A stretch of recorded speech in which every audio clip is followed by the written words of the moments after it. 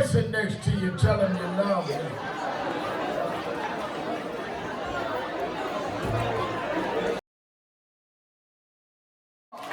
Jumaane, William.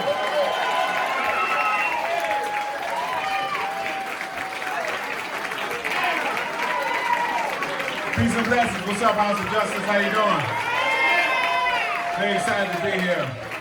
I think you just walked out, but I want to make sure I shout out Speaker Hasty and Latrice Walker for the work they're doing around bail reform. They are the primary reason they haven't walked back there. So I want to make sure we shout them out. Thank you so much for giving me the opportunity to reflect today on a hero of mine, Reverend Dr. Martin Luther King Jr. When I was young, my heroes were Malcolm X, Martin Luther King, Spider-Man, X-Men, and Batman. They were all heroes. I admired the way he stood up for people non-violently, which takes even more strength in my opinion. Realizing where he was, recognizing his situation and how to use that in his advantage. Sustaining that strength, taking strength from God and the Most High, lessons from the Bible. It is incredibly disturbing, however, sometimes when I see people sanitizing Dr. King and misrepresenting who he was. MLK was an extraordinary leader who opposed violence, but that does not mean he was consigned to be docile. He was a disruptor, he was an agitator, he was a revolutionary, he was a radical. Those who don't believe in the cause sometimes will attack the tactics. There are people who want change, but they don't want to see the work done. They celebrate the work of others. They may recall the words, but they do not understand the meaning or the context. They remember the dream, but not the fight to make the dream a reality.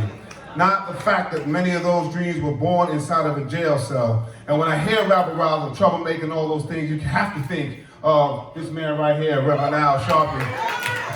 And you know you're doing a good job when the people who don't like you and like you say the same thing.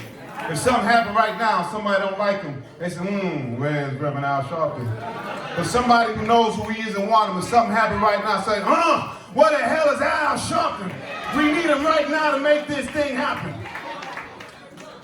People use this misinterpretation to attack modern acts of protest and dissent. Dr. King himself never condemned protests and dissent in the streets and the young people. And don't let them fool you. We got to choose between Malcolm X and Martin Luther King. They were both revolutionaries. And by the way, they were both killed violently.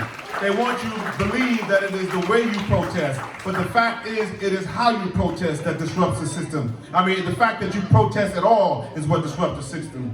Every generation looks back on the previous generation with a different set of eyes. They believe that if they were there, they'd have the fortitude to stand up with the movement, that they'd have the fortitude to stand up with Dr. King. Well, right now we are in a movement. Right now that legacy is here to keep that moral fortitude. And the question will be asked a few years from now, where were you? Where were you when all this was going on? Where were you when there were children and babies being molested in cages? Where were you when black trans women were being killed with impunity? Where were you when tens of thousands of black girls are disappearing and nobody is saying anything at all? Where were you when there was a man in the White House and all he was missing is a hood? Where were you when we know it wasn't just that one man in the White House, but an entire party that is lifting up?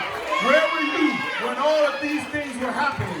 So if you talk about Dr. King, the time is right now to cement your legacy. Because I'm telling you, back then, there were grandmothers and people who had no college degrees that we don't remember their name, but because they knew what was going on, they hit them streets and they hit them hard. And I want everybody here to be remembered in that legacy. When you say, what did you do? You can say every damn thing I could to make sure we came to the next generation. Now, recent events in the last week saw anti-Semitism on the rise and bigotry has been on the rise in our city and our state. It is in these moments like these, that our society must commit to work even harder to find common ground and provide a space for healing and honest conversation. In the Daily News today, I recommend you take a read. I talked about James Chaney, Michael Sherner, and Andrew Gordon.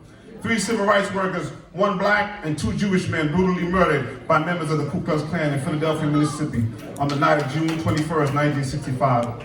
This points to the historical reality that the communities have worked together to address societal ills. That means we must raise our collective voices together, not only to condemn instances of anti-Semitism, but racism and all bigotry, not one without the other, and create meaningful platforms to have dialogue to address the underlying causes of these incidences. We will not allow people to talk about anti-Semitism against bail reform and the black and brown bodies that will be saved. We have the ability to talk about both and push them forward. We reject that policies of division. And I have to say this, and I sometimes lose some people, but it ain't just Trump and it ain't just Republicans. This city is the most segregated school system in the entire nation. Talk about There's 70,000 people that are going to be homeless. There are luxury apartments sitting vacant while over 4,000 people will sleep on the streets tonight. There are Democratic governors and mayors across this city that have helped us get here. And I want the Democrats to be held accountable too. This week, as we celebrate the memory and legacy of Dr. Martin Luther King, I ask my fellow New Yorkers to look beyond slogans, look beyond euphemism, stand for the revolutionary king, stand for the radical king.